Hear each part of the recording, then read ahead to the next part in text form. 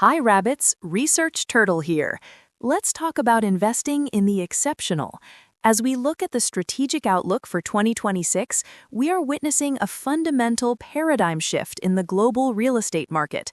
We have moved past the era of accumulating goods and firmly into the era of experience-led travel. In this landscape, luxury pricing power is outpacing inflation, but not all regions are created equal. We are seeing a massive divergence, a tale of two cycles. While the US market is normalizing, Asia has entered a super cycle. This brings us to the White Lotus Effect. Travelers today aren't just looking for a bed, they are chasing authenticity and wellness driven by media influence. This demand surge is hitting high barrier to entry locations like Sicily, Kyoto, and Hawaii. The result? We are selling memories, not just square footage, and that allows average daily rates to rise faster than inflation. Let's look at the geography of this divergence. North America has become the fortress of normalization. Post-COVID revenge travel has settled, and revenue per available room is flat. In this environment, success isn't about market beta, it's about having a fortress balance sheet. Contrast that with Asia, the engine of our current growth. Driven by a weak yen, delayed reopening, and the 2025 Osaka Expo, we are seeing revenue growth between 15% and 70%. While the US stabilizes, Asia is where the alpha resides. Now let's break down the specific players capitalizing on this. First, we have the defensive fortress, Host Hotels and Resorts. They are the blue chip standard with $2.2 billion in liquidity and a stable credit rating. Their strategy is simple. Use that massive balance sheet to acquire distressed assets while everyone else is paralyzed. They are the safe harbor for capital preservation. Next, we have the income play, Park Hotels and Resorts. This is a pure play bet on Hawaii's eventual full recovery.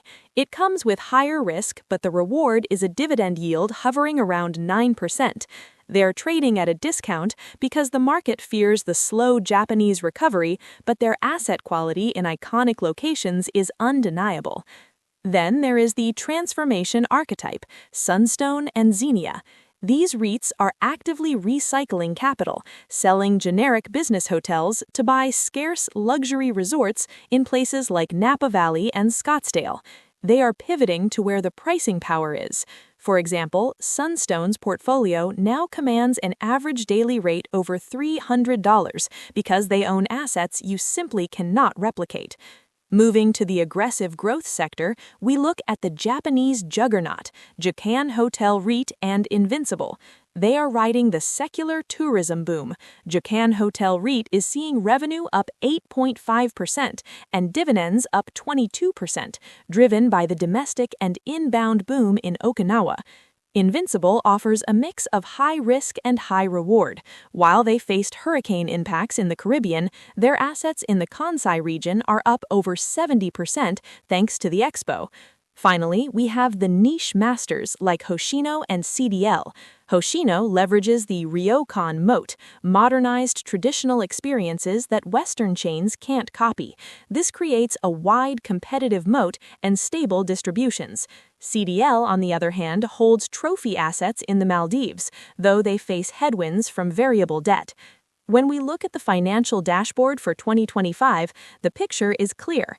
Host offers safety. Park offers yield. Japan REITs offer growth. But we must be realistic about the headwinds. The three pillars of risk are climate, labor, and forex. We've seen real-world impacts, like hurricanes dropping Caribbean occupancy to 38%. Labor costs are squeezing margins, requiring higher rates to offset wage inflation, and currency volatility, particularly with the yen, affects total returns for global investors. So why invest now? Because despite the risks, the tailwinds for 2026 are structural. First, bifurcation. The gap between luxury and standard is widening, and high net worth spending is resilient. Second, the supply cliff. New construction in coastal luxury zones is near zero. You literally cannot build another resort on these beaches. And third, the rate cut cycle.